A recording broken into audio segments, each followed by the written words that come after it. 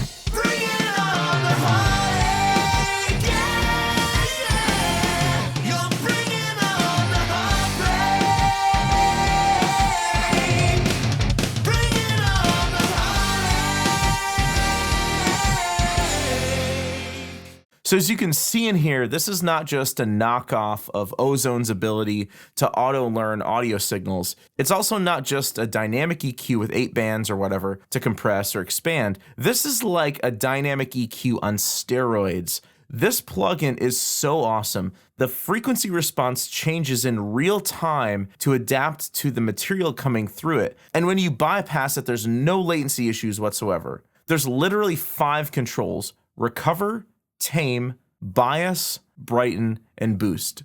Okay, so admittedly, I haven't read the manual for this thing at all. I'm just going to give you my rough overview of what these do.